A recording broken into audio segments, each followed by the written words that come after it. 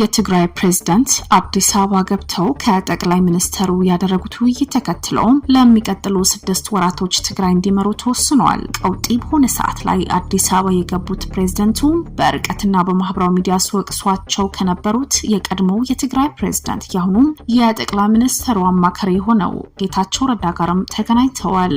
ሚኒስትር ጌታቸው ረዳ ከስልጣን አባሩት ታደሰ ወረደን የመረጠው የህወሓት አገዛዝም ፕሬዝዳንቱ አዲስ አበባ ከላከው በኋላ ጥብቅ የሆነ ስብሰባ ያካሄደ ነው።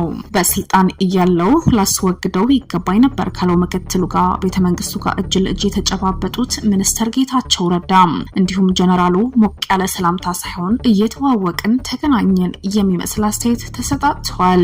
አዲስ አበባና መቀሌ ያለው ውጥረት ተከትሎ ከብልጽግና ጎንና ከህወሓት ጎን አሊያም ከጊዜው መንግስት ጋር ነን የሚሉ ፖለቲከኞች ፕሬዝዳንት መቀየር የትግራይ የህዝቡን ችግር ሊፈታ ይችላል የሚል እያንጸባረቁ ይገኛሉ። በዛሬው ዕለት የተወሰኑ ውሳኔዎች፣ ቀጣይ እርምጃዎች ምንድናቸው የሚሉ ፖለቲካዊ ወቅታዊ መረጃዎች በቻናላችን ይገኛሉ። የሪከርድ ዞን ፖለቲካዊ ትንታኔዎች ለማግኘት ቻናላችን ላይክ፣ ሼር፣ ሰብስክራይብ ያድርጉ። እንቀጥላለን። የትግራይ ክልል ጊዜያዊ አስተዳደር ምክትል ፕሬዝዳንት ሆኖ ሲያገለግሉ የነበሩት ሌተናል ጀነራል ታደሰ ወረደ የፕሬዝዳንትነት ስልጣን ከአቶ ጌታቸው ረዳ ከተረከቡ በኋላ የትግራይ ችግር እየባሰ እንጂ እየቀነሰ አይደለም የሚል ግርግር አስነስተዋል። አይደለም ተለያይተው ተፋቅረውን በቀላል ሊፈታ የማይችል ችግሮችን እያንሳፈፈው ያለው የትግራይ ፖለቲካ ጓራ ለጓራ ይዘው የተጋጩበት ይገኛሉ። መጋቢት 12 2015 የመጀመሪያው የክልሉ ጊዜያዊ አስተዳደር ፕሬዝዳንት ሆኖ የተሾሙት ሚኒስትር ጌታቸው ረዳ ከኃላፊነት መሰናበታቸው የብዙ የጌታቸው ረዳ ደጋፊዎች አስቆጥቶ የነበረ ቢሆንም ህወሓት ወደ ሹመት እንዲመጣ ፈልገው የነበሩት ዶክተር ደብረጽዮንም ጭምር የጠቅላይ ሚኒስትሩ በር አንኳኩተዋል። በዛሬው ዕለት ጠቅላይ ሚኒስትር አብይ አህመድ የሌተናል ጀነራል ታደሰ ወረደን ዓመታዊ ሪፖርት ተቀብለዋል። ጠቅላይ ሚኒስትር አብይ አህመድ በወቅቱ በሰጡት መግለጫ ሌተናል ጀነራል ታደሰ ያለፈውን አስተዳደር ጥንካሬያቸውና ተግዳሮች ጠንቅቀው የሚያውቁ በመሆናቸው ትግራይን በዚህ ወሳኝ ወቅት ለመምራት ዝግጁ እንደሆኑ በብዙዎች ይታመናል ብሎ ነበር። በስልጣን ርክክብ ስነ ስርዓት ወቅትም ሌተናል ጀነራል ታደሰ ወረደ በእሳቸው አመራር ስር የሚገኘው የትግራይ ጊዜያዊ አስተዳደር እንዲያከናውናቸው የሚጠበቁ 8 ቁልፍ ተግባራትን የያዘ አንድ ገጽ ሰነድ መፈረማቸው ይታወሳል። እነዚህ የፈረሟቸው በጊዜያዊ አስተዳደሩ የተፈረሙ ጥብቅ የሚባሉ ቁልፎች ግን እስካሁን ተደርገዋል የሚል ምላሽ የለም።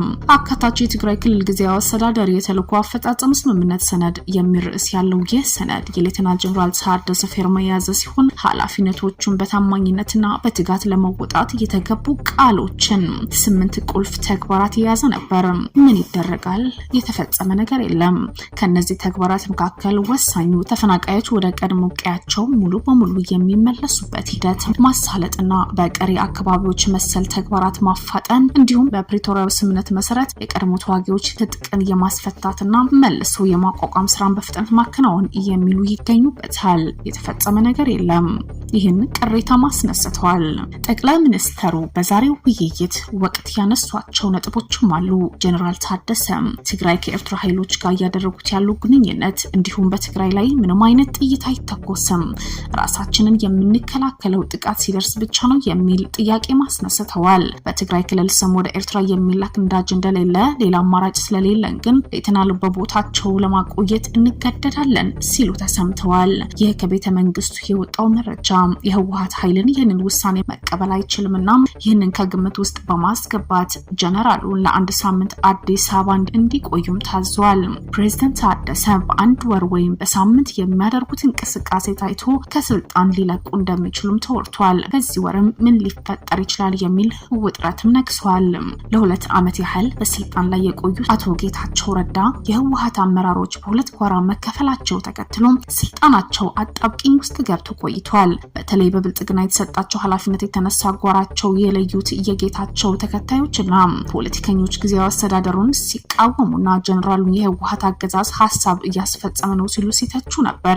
በተለይ ጌታቸው ረዳ አዲስ አበባ ከገባ በኋላ ጀነራሉን ማባረር ነበረብኝ ሲሉ ተችተዋል። በአካል ከተገናኙ ረጅም ጊዜ የሆናቸው የድሮ ፕሬዝዳንትና የአሁኑ ፕሬዝዳንት ገና ያልፈቱት ነገር ቢኖራቸውም ቤተ መንግስቱ ጋር እጅ ለእጅ ሲጨባበጡ ታይተዋል። ጀነራሉ ሁሉንም በአንድ ሞቅ ባለ ሰላም እያለ እየነበረ ቢሆንም የሚኒስተር ጌታቸው ረዳም ሲደርስ ሰላም ሲለው ግን ቀዝቀዝ ያለ ሰላምታና ቶሎ ለመለያየት የቸኮላ አስተያየት ታይቶባቸዋል። የብዙዎች ትኩረት የሳበው ይህ የሰላምታ ለውጥ ቀጣይ ምን ይፈጠራል? በጌታቸው ረዳ ምክር ውሳኔዎች እየሰጠ ያለው ጠቅላይ ሚኒስተሩ 6 ወራቶች እንዲቀጥል ጀነራሉን ፈቅዷል። በጠቅላይ ሚኒስተሩ ተሽሞ አሁን የሚቀጥሉ 6 ወራቶች እንዲቀጥል የተፈቀደለት ጀነራሉ ለምን ከስልጣን አልወረደም? ሌላ አዲስ ፕሬዝዳንት ለምን አልተመረጠም? የሚል ጥያቄ ያስነሳ ቢሆንም ትግራይ ማስተዳደር የሚችል የተሻለ መሪ ካለው ውጥረት ማንጻር ጀነራሉ ከማስቀጠል ውጪ አማራጭ እንዳልተገኘ ነው እየተነገረ ያለው። ጀነራሉ ማን ናቸው? ለ2 ዓመታት ያክል በፌደራል መንግስትና በትግራይ ኃይሎች መካከል እየተደረገ ደም አፋሳሽ ጦርነት ተከትሎ የመሩት ሌተናል ጀነራል ታደሰ ወረደ ህወሓትን ለ17 ዓመታት በዘለቀው የትጥቅ ትግል ወቅት ከተራ ተዋጊነት እስከ ጦር አዛዥነት ደርሰዋል። በክልል ዋና ከተማ በሆነችው መቀለ የተወለዱት ሌተናል ጀነራል ታደሰ ወረደ ትምህርታቸው የተከታተሉት በአፄ ዮሐንስ ትምህርት ቤት ነው። ሌተናል ጀነራል ታደሰ ከ1969 እስከ 1972 ዓ.ም በተለያዩ የህወሓት ሰራዊት የአመራር እርከኞች ላይ ተሳትፈዋል። 1972 መጨረሻ እስከ 74 መጨረሻ ድረስ የኮር አዛዥ ሆነው ያገለገሉት ሌተናል ጀነራል ታደሰ የ73ኛው ክፍለ ጦር መሪ በመሆን የተለያዩ ውጊያዎች መርተዋል። ህወሓት ከደርግ ወታደራዊ መንግስት ጋር ውጊያ እያደረገ በነበረበት በዚህ ወቅት የ43ኛ ብርጌድ አዛዥ በመሆን በኤርትራ በቀይ ኮከብ ዘመቻም ተሳትፈዋል። ከኤርትራ ከተመለሱ በኋላ በአዲ ጎዞም ጦርነት የተሳተፉት ሌተናል ጀነራሉ በመቀጠልም የህወሓትና የደርግ ወታደራዊ መንግስት ወሳኝ ከሆኑ ጦርነቶች መካከል አንዱ የሆነው የሽሬ ጦርነት የእዝ አዛዥ ነበሩ።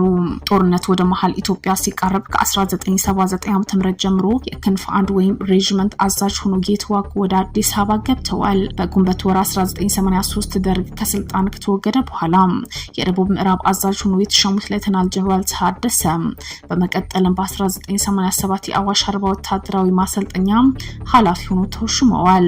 በኢትዮ ኤርትራ ጦርነት ወቅት በቡሬ ግንባር የኮር አዛዥ በመሆን የተሳተፉት ሌተናል ጀነራሉ በመጨረሻም የግንባር ዋና አዛዥ ነበሩ። በተለይ ለ9 ዓመታት ያክል የኢትዮጵያ መከላከያ ሰራዊት ማሰልጠኛ ጀነራል ዳይሬክተር በመሆን ከ2003 መጨረሻ እስከ 2004 ዓ.ም መጨረሻ ድረስ የግዳጅ ኃይል አዛዥ እንዲሁም በደቡብ ሱዳን የአብዬ ሰላም አስከባሪ ኃይል ተልዕኮ ከፍተኛ መሪ ነበሩ።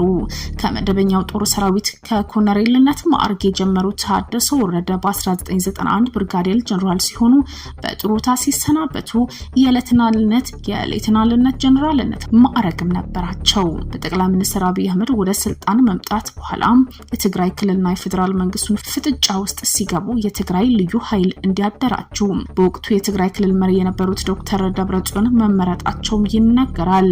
ከዚህ በኋላ ግን ለ2 ዓመታት በዘለቀው ደም አፋሳሹ የትግራይ ጦርነት የትግራይ ኃይሎች ዋና አዛዥ በመሆን መርተዋል። ለ2 ዓመታት የዘለቀው የትግራይ ጦርነት በደቡብ አፍሪካ ፕሪቶሪያ በተደረሰው ስምምነት ከቆመ በኋላ በናይሮቢ የማስተግበሪያ ስምምነት ከኢትዮጵያ መከላከያ ሰራዊት ኢታማጆር ሹም ፊልድ ማርሻል ብርሃኑ ጁላ ጋር ተፈራርመዋል። በመቀጠል የትግራይ ክልል ጊዜያዊ አስተዳደር ሲቋቋም በምክትል ማዕረግ የትግራይ ክልል ጊዜያዊ አስተዳደር ጸጥታ ቢሮ ኃላፊ በመሆን ተሽመዋል። ጌታቸው ረዳ ከስልጣን ከለቀቀ በኋላ ዋና የትግራይ ፕሬዝዳንት በመሆን የቆዩ ሲሆኑ አሁን ለሚቀጥሉ 6 ወራቶች ትግራይ እንዲመሩም ውሳኔ ተሰጥቷል።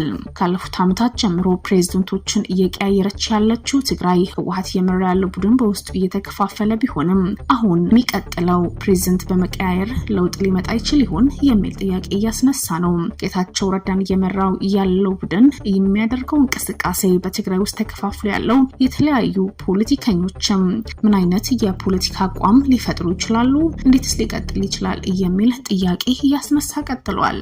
የሪከርድ ዞን ፖለቲካዊ ወቅታዊ መረጃዎችን፣ ትንታኔዎችን ለማግኘት ቻናላችን ላይክ፣ ሼር፣ ሰብስክራይብ ያድርጉ።